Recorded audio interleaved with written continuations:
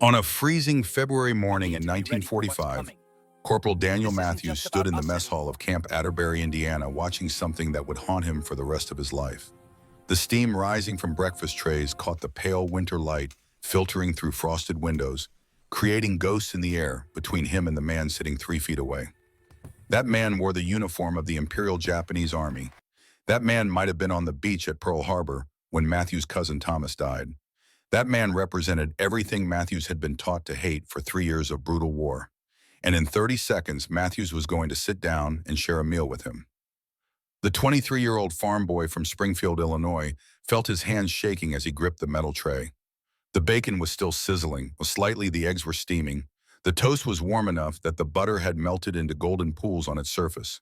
It was more food than most American families back home saw in a week of rationing, and he was about to give it to the enemy.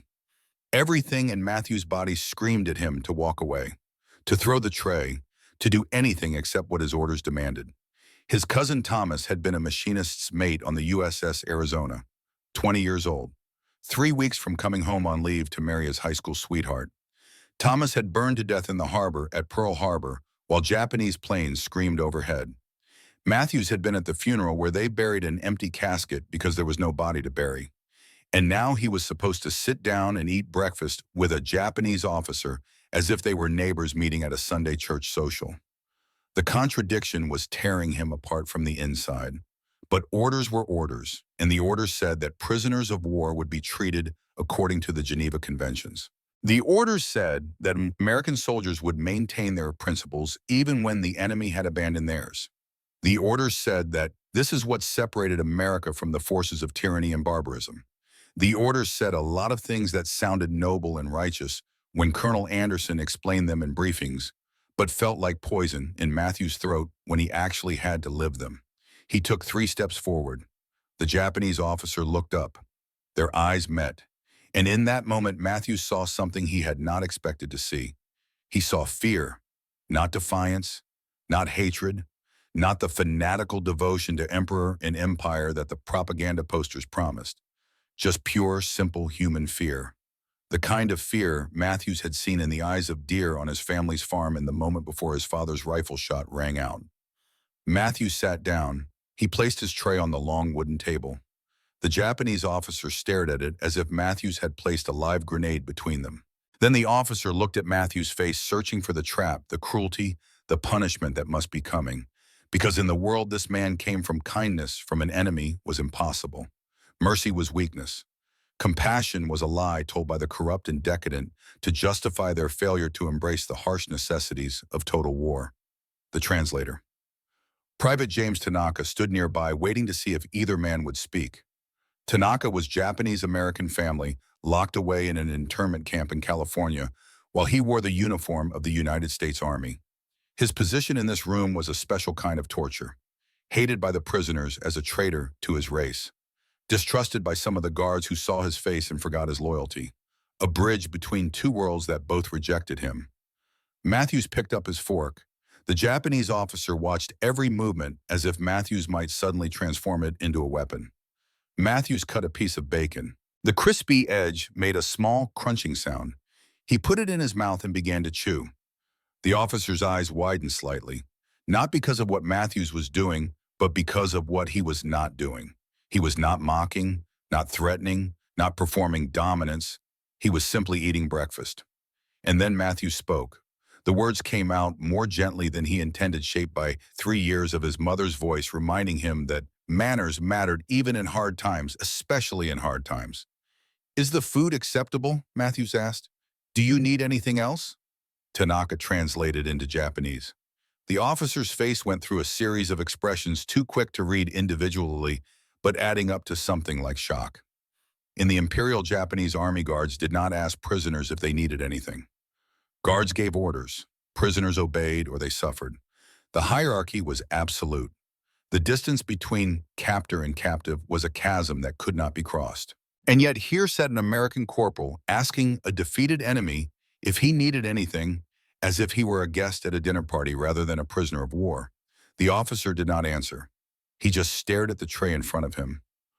4 strips of bacon, 3 scrambled eggs with butter melting into them, 2 slices of toast, a cup of coffee steaming in the cold air. It was identical to what Matthews was eating.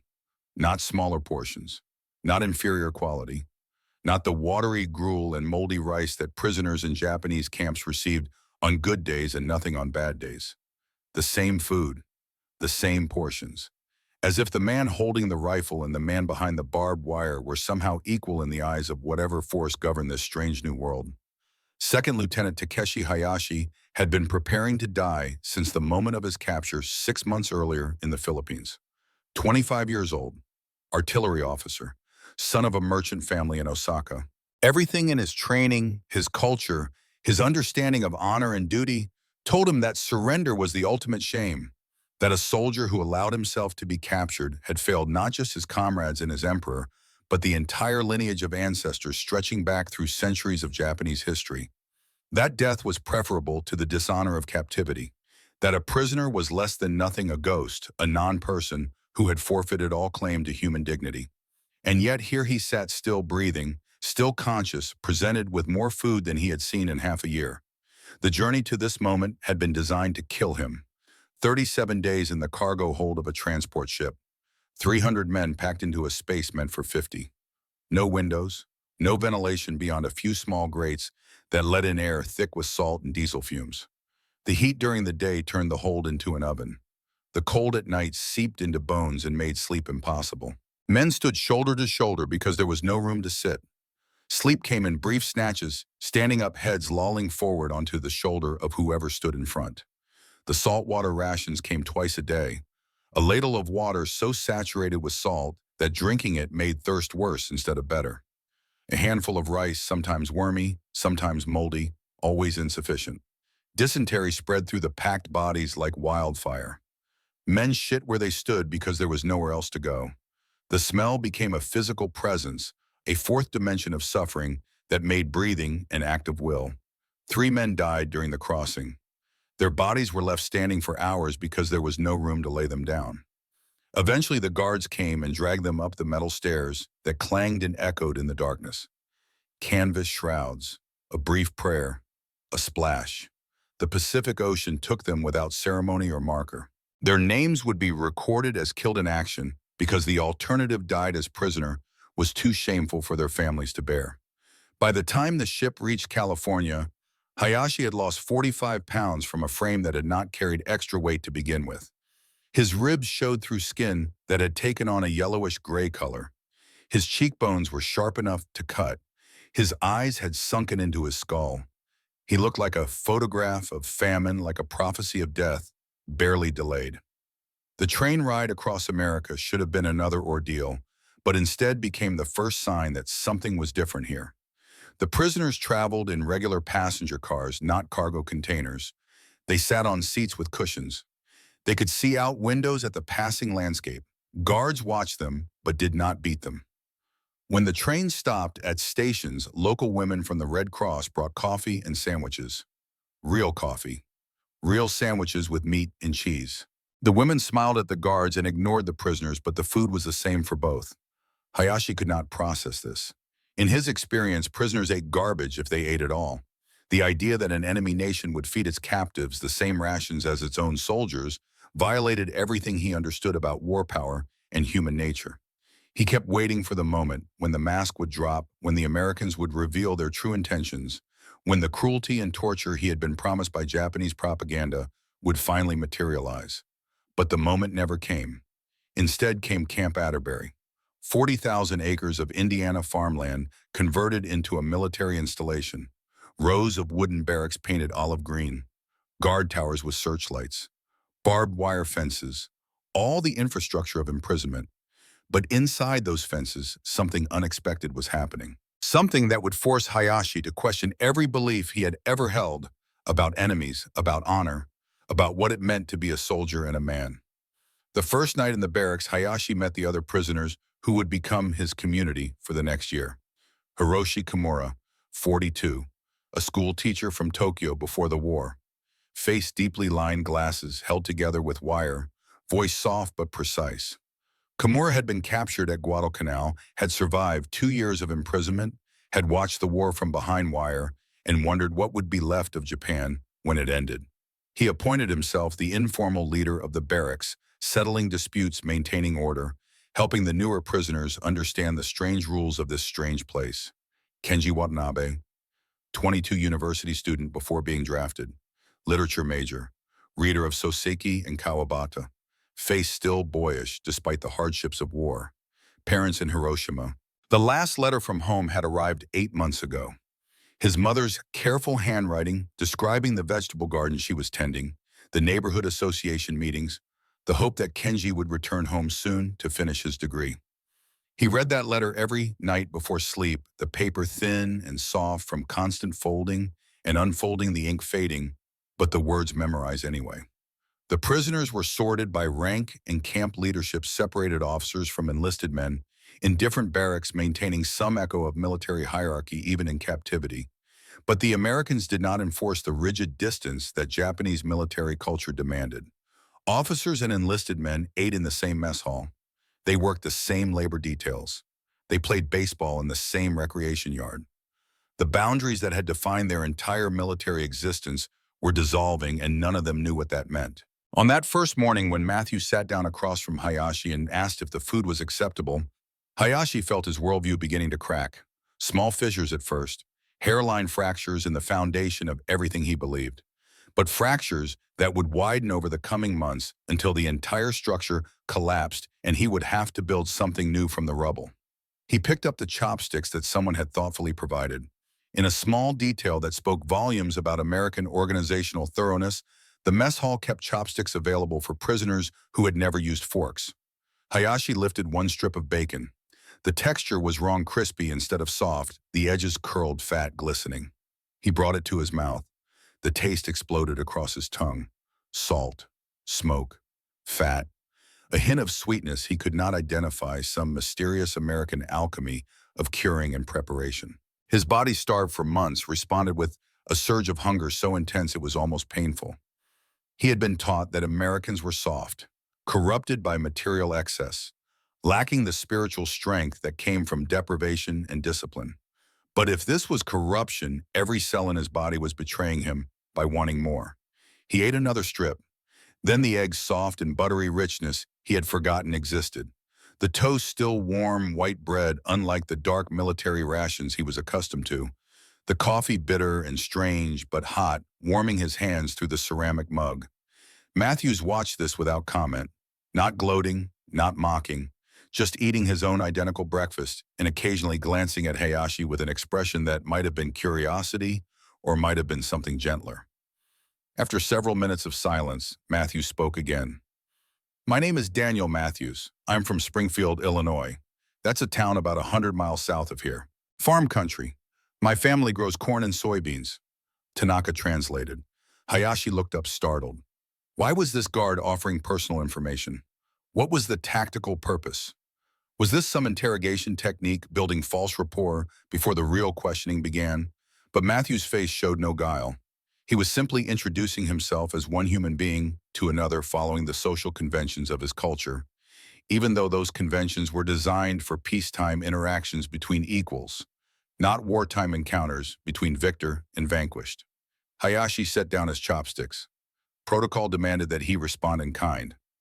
"My name is Takeshi Hayashi, 2nd Lieutenant, Imperial Japanese Army. I am from Osaka. My family operates a textile business." The words came out stiff, formal, shaped by military training that taught officers to reveal nothing beyond name, rank, and serial number. But Matthews just nodded as if this were a satisfactory answer to a reasonable question. "I hope your family is safe," Matthews said. And the kindness in his voice, the apparent sincerity of the sentiment, was almost more than Hayashi could bear.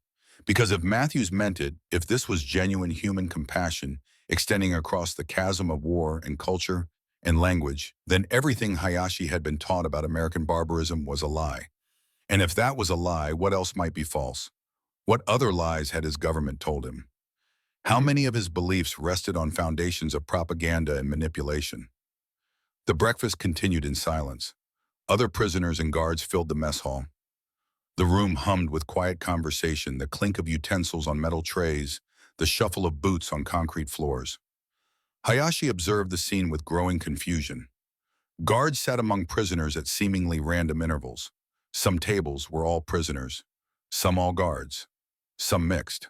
There was no rigid segregation, no symbolic demonstration of dominance. It looked almost like a regular military mess hall, except that half the uniforms were American and half were Japanese. At one table near the wall, Sergeant Thomas Williams sat alone. He was older than Matthews, maybe mid-30s, with a weathered face that suggested hard years and harder choices.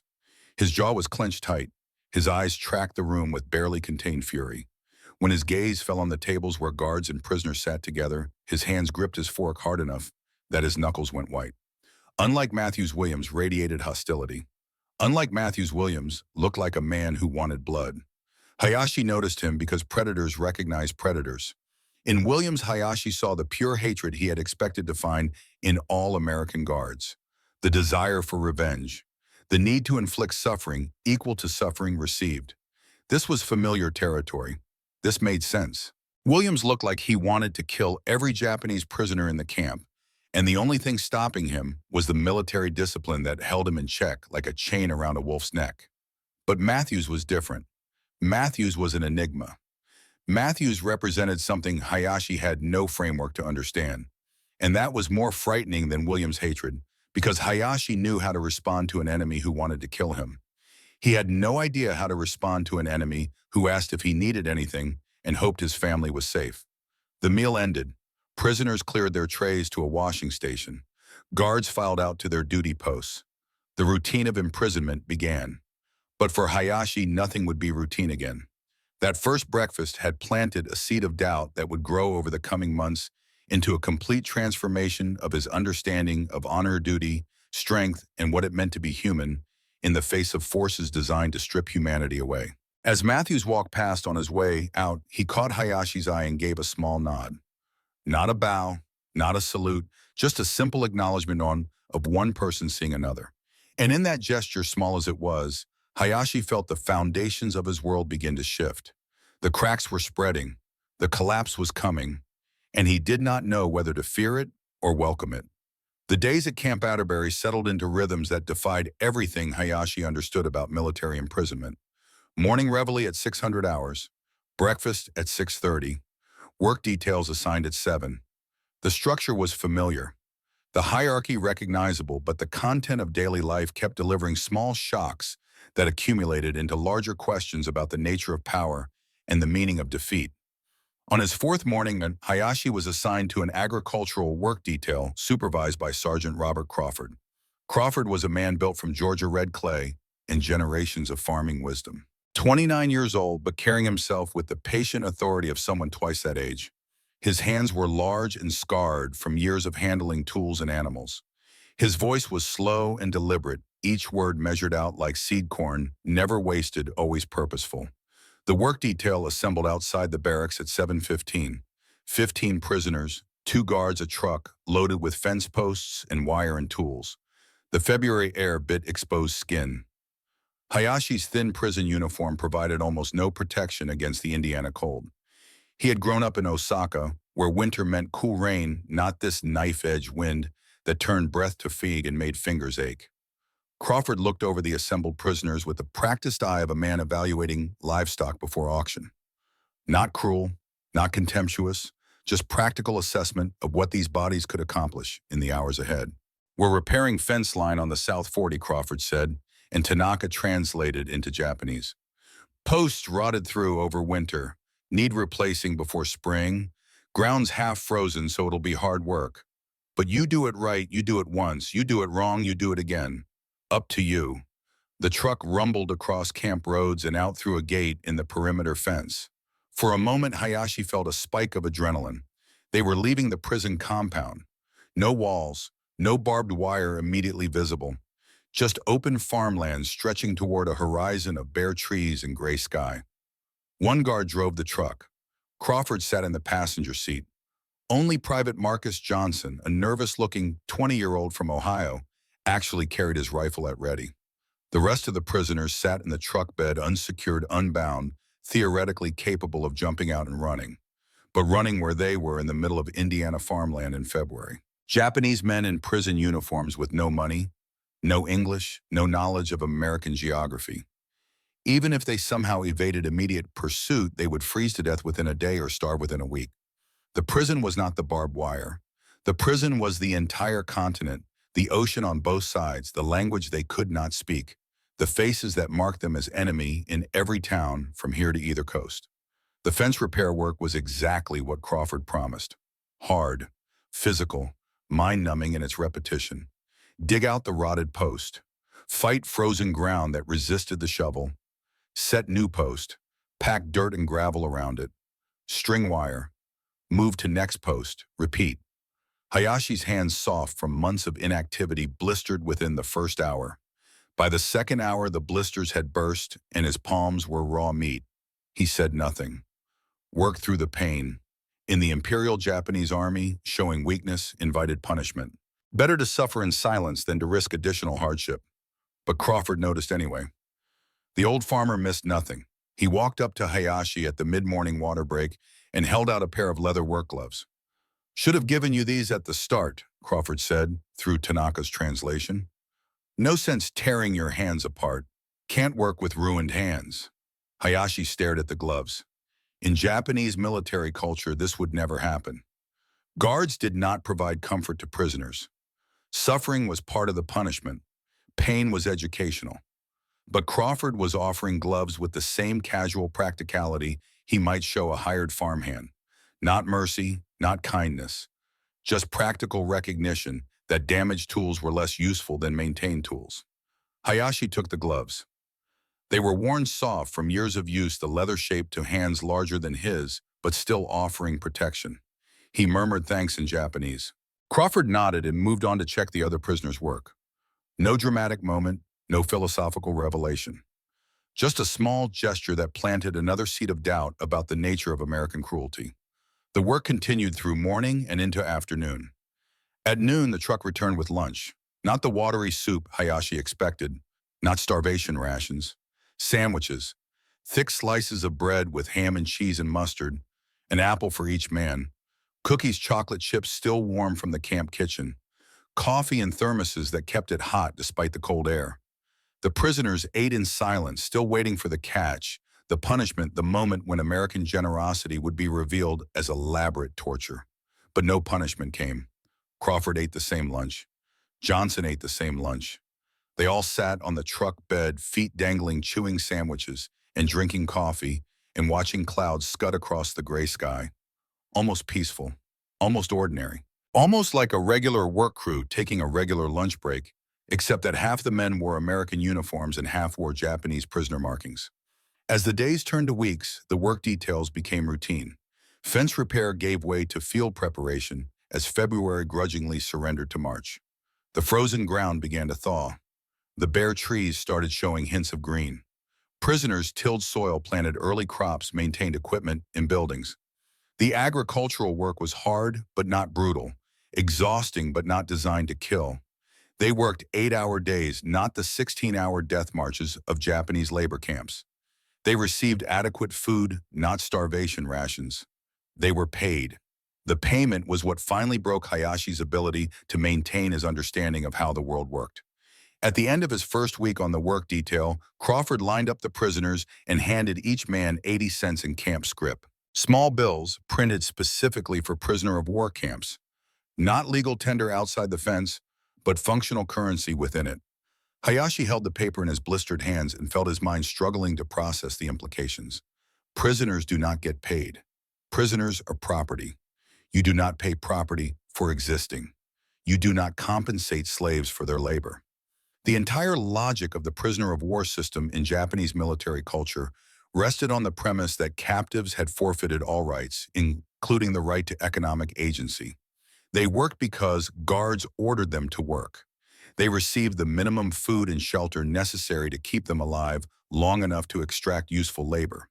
The concept of paying them wages violated the fundamental power dynamic that separated captor from captive. And yet here Crawford stood, handing out money as casually as he had handed out work gloves, his face showing no sign that he was participating in anything unusual or revolutionary. 80 cents a day, Crawford said, through Tanaka.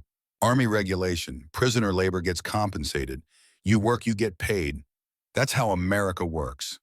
That's how America works.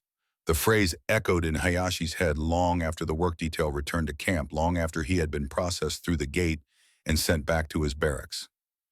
That's how America works. As if the laws of economics and human dignity function the same way in war as in peace. As if being defeated in battle did not strip away personhood. As if the category of prisoner still included the subcategory of worker entitled to wages. Kimura sat on his bunk that evening studying his own 80 cents with the careful attention of a scholar examining an ancient text. "This is unprecedented," he said quietly. Several other prisoners had gathered around, drawn by the shared confusion. "In 2 years of captivity, I have never heard of prisoners being paid for labor. Fed, yes, barely. Sheltered minimally. But paid actual currency they can spend on discretionary items. This violates every principle of military imprisonment I have ever encountered." Watanabe turned his script over and over, the paper crinkling softly. "What can we even buy with this?" The answer came the next day when the canteen opened for prisoner access. The canteen was a small building near the center of camp, previously restricted to guards only. But twice a week on Tuesday and Thursday afternoons, prisoners were allowed entry in small supervised groups. Hayashi entered with a mix of curiosity and suspicion, still waiting for the trap to spring.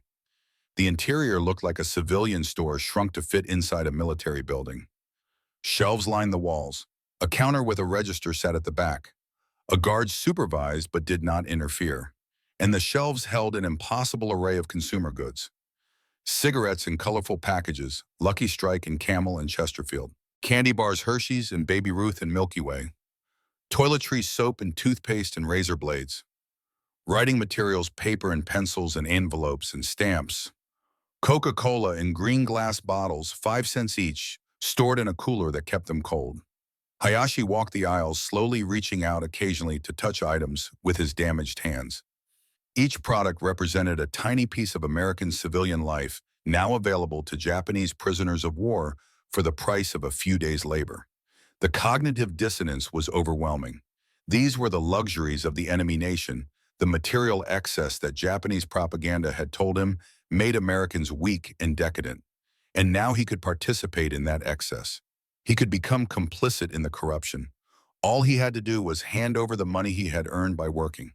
He chose carefully: a Hershey's chocolate bar, a bottle of Coca-Cola, a bar of soap that smelled clean instead of the harsh lye soap issued by the military, a writing tablet and pencil.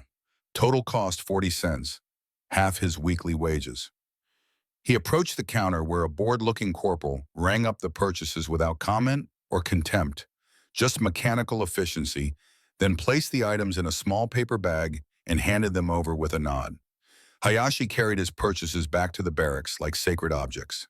He sat on his bunk and carefully unwrapped the chocolate bar. The smell hit him first sweet and rich and foreign. He broke off a square and placed it on his tongue. The chocolate melted slowly, coating his mouth with sweetness, so intense it was almost painful. He had not tasted sugar like this in years. His body responded with an involuntary shudder of pleasure, chemicals releasing in his brain, reward systems activating that had been dormant through months of deprivation. The Coca-Cola came next. He pried off the cap using the opener attached to the cooler, an action he had watched other prisoners perform with varying degrees of success.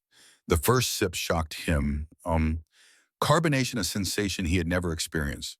The bubbles burst on his tongue, the liquid cold and sweet and slightly acidic. He coughed, surprised, then took another sip more carefully.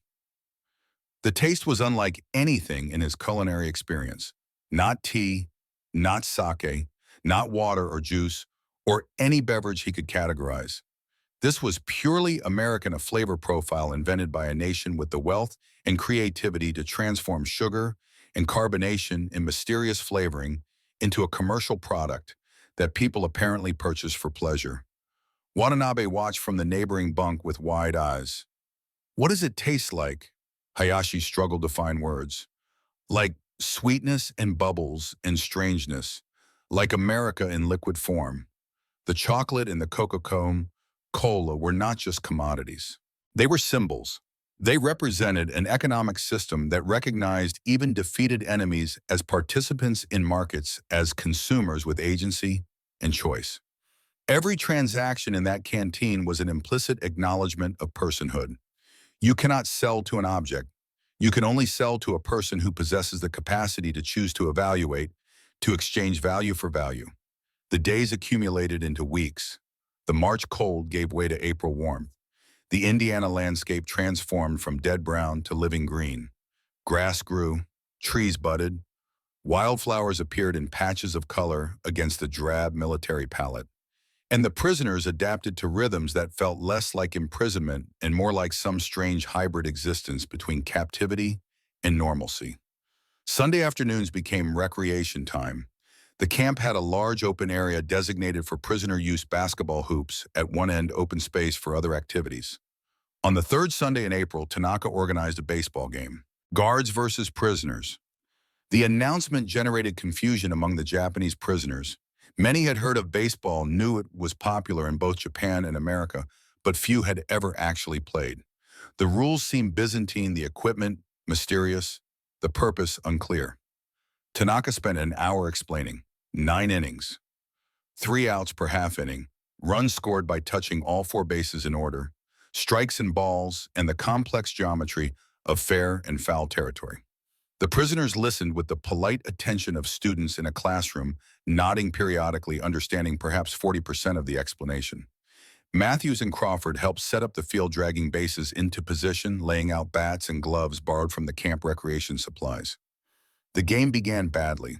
Hayashi, assigned to bat first because of his officer status, approached the plate with no clear idea what he was supposed to do.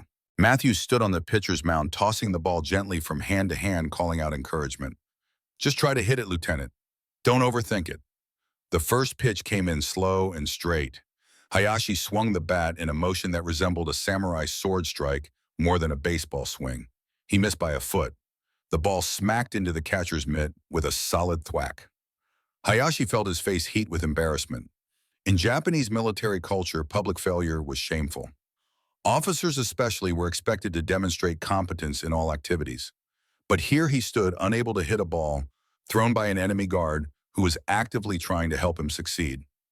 The second pitch, another sword strike swing, another miss. Matthews called from the mound, "Level swing, Lieutenant, like you're sweeping something off a table." The third pitch. Hayashi adjusted his mechanics, tried to swing level, made contact. The ball dribbled weakly toward the pitcher's mound. Matthews fielded it cleanly and pointed toward first base. "Run that way, first base." Hayashi ran, but he ran toward third base, having no internalized understanding of which direction first base actually was. The entire field erupted in laughter. Not mocking laughter, not cruel laughter, just genuine amusement at an honest mistake. Crawford, playing third base, was laughing so hard he had to lean on his knees. Johnson, playing right field, actually fell down. Even Williams, watching from outside the fence line, had something that might have been almost a smile tugging at the corner of his mouth before he caught himself and forced his face back into its customary scowl. Hayashi stopped running, realized his error, felt his face burning hotter. But then he did something that surprised himself. He laughed, not a polite social laugh. A genuine laugh at his own absurdity, at the ridiculousness of the situation, at the sheer improbability of a Japanese artillery officer playing American baseball in an Indiana prisoner of war camp, while guards and captives laughed together at a shared moment of comedy. Tanaka ran out to redirect Hayashi to first base. "That way, Lieutenant," counterclockwise around the bases. The game continued for 2 hours. The final score was 12-8, guards winning, but the score almost did not matter. What mattered was the gradual erosion of distance between victor and vanquished. Hard to maintain pure hatred toward a man you had just watched run the wrong direction and laugh at himself. Hard to see someone as subhuman when you were coaching them on proper batting stance. The baseball game accomplished in 2 hours what 100 lectures on Geneva Convention protocols could not. It created shared experience, shared laughter, shared memory that transcended the categories of captor and captive. But not everyone laughed. Williams watched from his position outside the fence, jaw-clenched hands gripping the chain link hard enough to make his knuckles white. He saw Matthews coaching Japanese prisoners on base running. He saw Crawford giving advice on fielding ground balls. He saw American guards treating enemy soldiers like teammates in a casual Sunday game. And everything inside Williams screamed that this was wrong, that this was betrayal, that his brother Michael had not died in the Philippines so that Williams could watch Japanese prisoners play baseball and laugh. That night in the guard barracks, the tension finally erupted. Matthews was cleaning his rifle, the routine maintenance that kept weapons functional, when Williams slammed into the room like a thunderstorm given human form. "What the hell was that, Matthews?" Matthews looked up, still holding the cleaning rod. "What was what, Sergeant?" "That circus out there. That comedy show. You teaching Japs how to play baseball like you're running a summer camp for kids." Matthews set down the cleaning rod carefully. "We were following orders, Sergeant. Recreation time for prisoners is mandated by Geneva Convention protocols." Geneva Convention. Williams spat the words like poison. "You know what the Japs gave my brother? No Geneva Convention, no baseball games, no chocolate bars from the canteen. They gave him a death march in 100-degree heat. They gave him dysentery and starvation. And when he couldn't walk anymore, when he collapsed in the road, you know what they gave him? A bayonet in the gut. They left him there to die in the sun like a dog." The barracks had gone silent. Other guards pretended to be occupied with their own tasks, but every man was listening. Matthews stood slowly, meeting Williams' eyes. "I know what happened to Michael, Sergeant. Everyone here knows, and I am sorry, but our orders are clear. We treat prisoners according to international law." "International law?" Williams moved closer, voice dropping to a hiss that somehow carried more menace than shouting. "You think they care about international law? You think the men who killed Michael gave a damn about international law?" "No, I don't think they did, but we are not them. We are Americans, and Americans follow the law even when our enemies don't." "You sound like Colonel Anderson, spouting propaganda. Pretty words about principles and honor. But you didn't see what I saw. You didn't get that letter describing how Michael died. You didn't have to tell your mother that her youngest son was tortured to death by animals who don't deserve mercy." Matthews held his ground, though his hands were shaking slightly. "You're right, I didn't see what you saw. My cousin died at Pearl Harbor, but it was quick. He didn't suffer like Michael did. But suffering doesn't give us permission to abandon who we are." "Who we are?" Williams laughed without humor. "Who are we, Matthews? Are we the suckers who treat our enemies better than they treat us? Are we the fools who play games with men who would kill us if they had the chance? Are we the cowards who hide behind rules instead of taking the revenge we have every right to take? We are Americans who believe that even our enemies have certain rights that cannot be violated. That's what we're fighting for, Sergeant. That's what separates us from the forces we're fighting against." Williams stared at Matthews for a long moment, something dangerous moving behind his eyes. Then he turned and walked out the door, slamming hard enough to rattle the windows. In the silence that followed, no one spoke. No one met Matthews' eyes. The divide in the barracks had just become visible and undeniable. Matthews sat back down and picked up his cleaning rod with hands that shook slightly. He understood Williams' rage. Part of him shared it. Part of him wanted to walk into the prisoner barracks and beat every Japanese soldier until his hands broke. But another part of him, the part shaped by his mother's voice and his father's example, and the small-town values of the Springfield, Illinois, understood that rage was easy. Any animal could bite back when bitten. What took real strength, what required genuine courage, was maintaining principles when every instinct screamed to abandon them. The question was whether that strength would be enough, whether those principles would hold, and whether the fence that separated guards from prisoners was strong enough to contain the violence that Williams carried inside him like a bomb waiting for the right moment to detonate. The morning after this baseball game, Sergeant Thomas Williams stood at attention in Colonel Anderson's office while the Indiana sun struggled through dirty windows to illuminate the maps and orders and bureaucratic machinery that kept Camp Atterbury functioning. Anderson sat behind his desk, a man in his early 50s, whose face carried the weight of 3 wars and 30 years of service. He had not asked Williams to sit. This was not that kind of meeting. "Sergeant Williams, I received reports that you confronted Corporal Matthews last night regarding prisoner recreation activities." Williams kept his eyes fixed on the wall behind Anderson's head.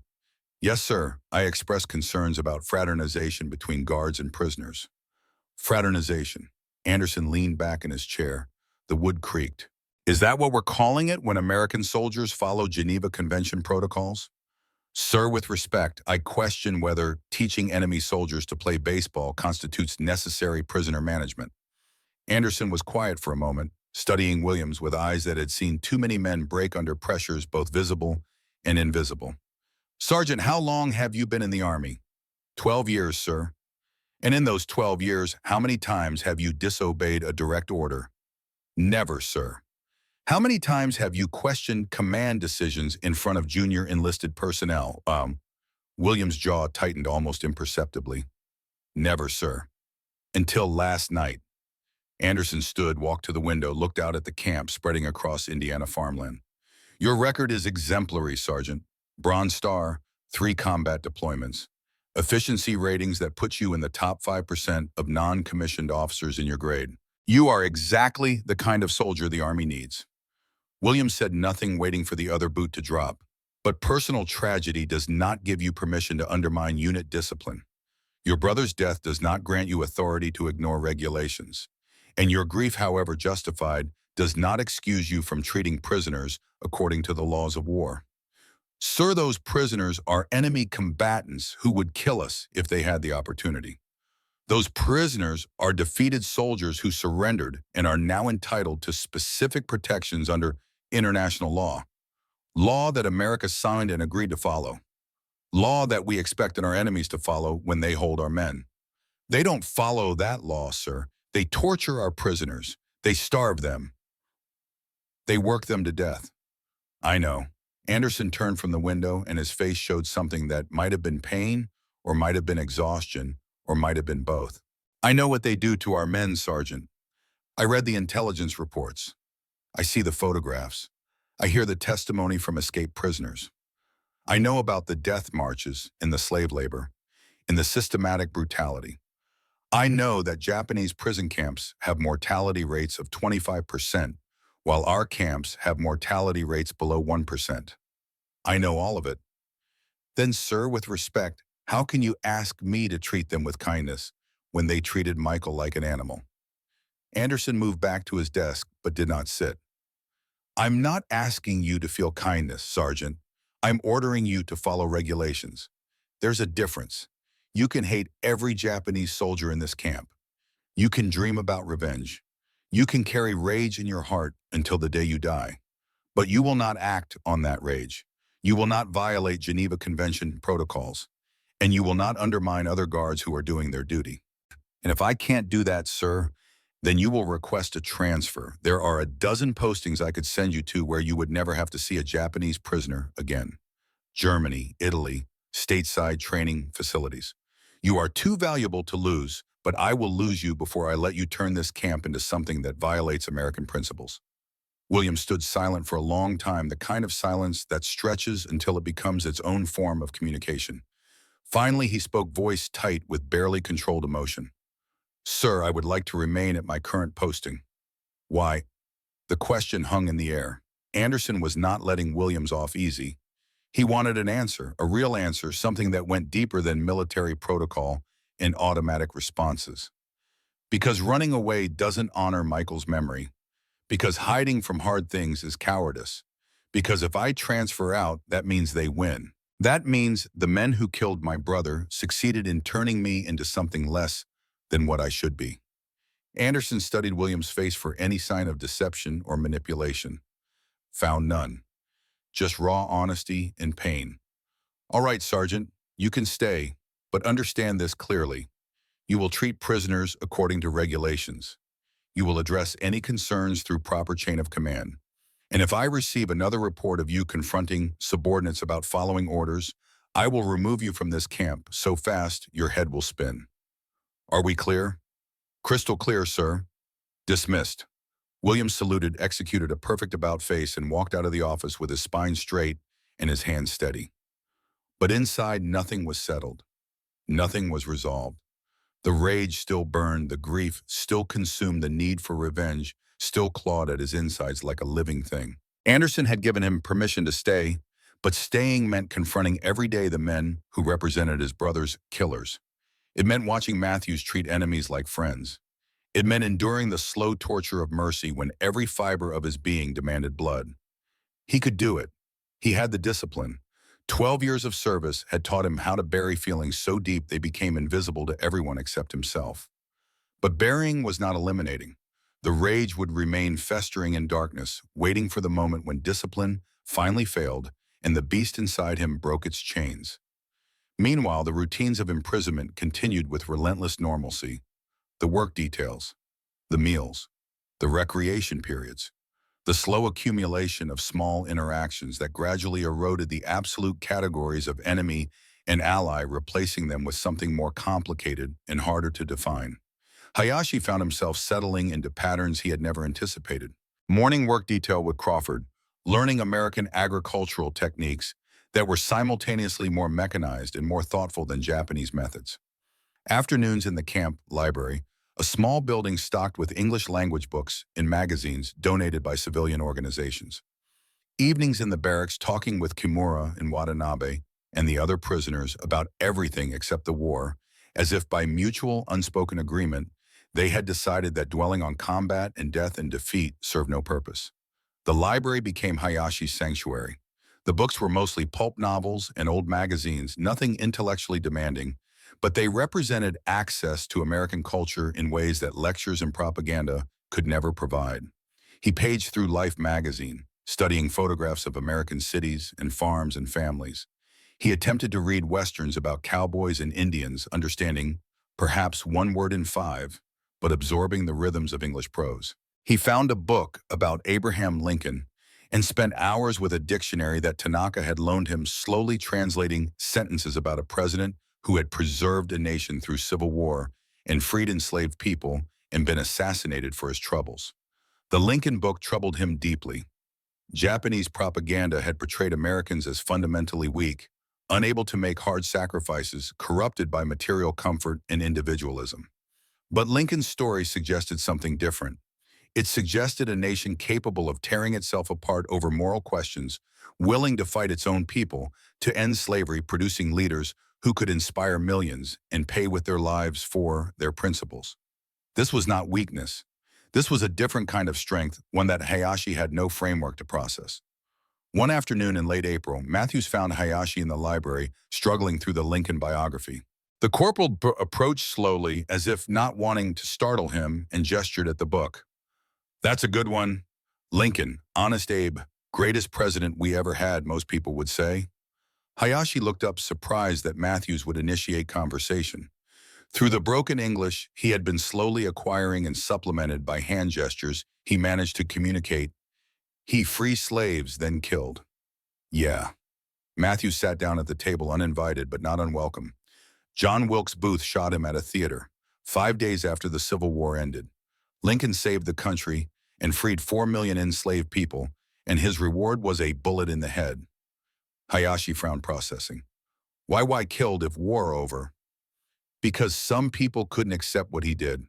Couldn't accept that slavery was ending, that the South had lost, that America was going to be different than what they wanted. So they killed him. Revenge maybe, or hate, or fear of change." The parallel was not lost on Hayashi. Revenge, hate, fear of change. He thought about William's face, the barely contained fury, the sense of violence, held in check only by military discipline. He thought about his own rage when first captured, the desire to die rather than live with the shame of surrender. Revenge was universal. Hate transcended culture. Fear of change afflicted Japanese and Americans equally. In Japan, Hayashi said slowly, fighting for words, "We taught emperor is divine. Cannot be wrong. Surrender is impossible. But now emperor surrender. So everything we taught is lie." Matthews nodded slowly. "Must be hard, having everything you believe turn out to be propaganda." "In America, you taught what is American belief," Matthews thought for a long moment, trying to distill something complicated into words that could cross the language barrier. "We believe that all men are created equal, that everyone has certain rights that can't be taken away. Life, liberty, pursuit of happiness. We don't always live up to those beliefs, but they're what we aim for. Even enemy, even prisoner has rights. Yes, even enemy, even prisoner. That's why we follow Geneva Convention. That's why we feed you the same food we eat. That's why we pay you for your work. Because the rights don't disappear just because you're defeated. They're inherent. part of being human. Hayashi stared at the Lincoln book at the photograph of the tall man with the sad eyes and the stoic face. This is why you different from Japanese military. You believe human has value even when human is weak. Something like that. They sat in silence for a while, the weight of philosophical concepts pressing down on a moment that should have been simple. A guard and a prisoner talking about books in a library. But nothing was simple anymore. Every interaction carried freight, raised questions, challenged assumptions that had seemed unquestionable just months before. As April turned to May, the camp took on different characteristics. The weather warmed. The prisoners were allowed to cultivate small gardens near their barracks, growing vegetables that reminded them of home. Japanese eggplant and daikon radish from seeds that somehow survived the long journey from Japan to America, carried in pockets and sewn into uniform linings by men who had not known whether they would live to plant them. The gardens became focal points of pride and competition, prisoners tending their plots with obsessive care, comparing growth rates and discussing cultivation techniques. Crawford observed this gardening passion with professional interest. One afternoon, he brought seeds from his own collection, Georgia heirlooms passed down through 4 generations of farming. Here, he said, through Tanaka's translation, offering packets to Hayashi and Kimura. Tomatoes, best variety I've ever grown. Try planting them next to your eggplant. They'll support each other. The gesture was small but significant. Crawford was sharing something personal, something tied to his own family history with enemy prisoners. The seeds were not military issue. They were private property carried from Georgia to Indiana, precious, because they represented continuity and tradition in the patient work of grandfathers and great-grandfathers, selecting the best plants year after year. To give them to Japanese prisoners was to implicitly acknowledge that those prisoners would have futures, would have gardens of their own, someday would participate in the same ancient cycle of planting and harvest that connected Crawford to his ancestors. Hayashi accepted the seeds with a formal bow that he could not suppress, despite being told repeatedly that such gestures were unnecessary. Thank you, Sergeant. I will grow with care. See that you do. Those seeds have been in my family since before the Civil War. Be ashamed to waste them. The gardens grew. Eggplant and tomatoes side by side, Japanese and American plants sharing soil and sunlight. The symbolism was heavy-handed enough that Kimura commented on it one evening sitting cross-legged in his garden plot pulling weeds with careful precision. I wonder if Crawford realizes what he's done, given us a visual metaphor for reconciliation. Japanese vegetables and Georgia tomatoes growing together. Maybe he knows exactly what he's done, Watanabe said. He was working on his own plot, which contained mostly flowers rather than vegetables.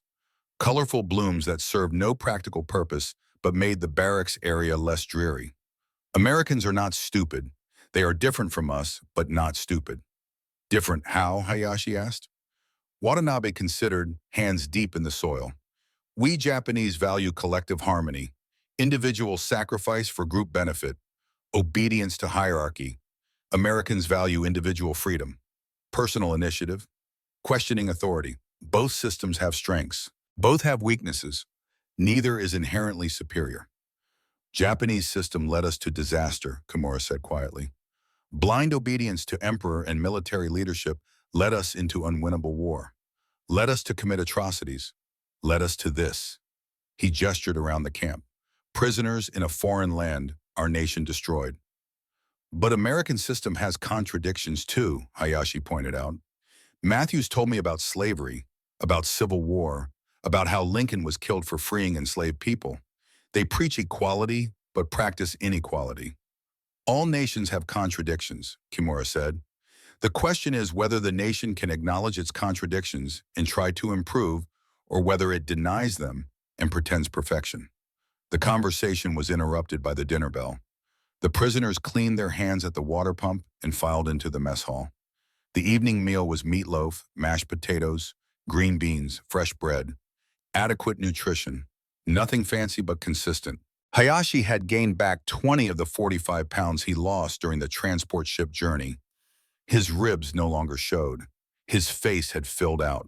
He looked less like a corpse and more like a human being. Williams entered the mess hall carrying his tray. For 6 months now, since the confrontation with Anderson, he had maintained rigid protocol. He followed every regulation. He treated prisoners according to Geneva Convention standards. He never raised his voice, never showed overt hostility, never violated any written rule. But he also never ate with the prisoners. Every meal, Williams carried his tray to a table as far from Japanese uniforms as possible. He ate alone quickly, eyes down, then left as soon as he finished, following the letter of the law while violating its spirit. Hayashi watched Williams, sometimes trying to understand the sergeant's internal landscape. The hatred was obvious. The desire for revenge radiated from Williams like heat from a forge. But Williams never acted on it, never allowed it to translate into prohibited behavior.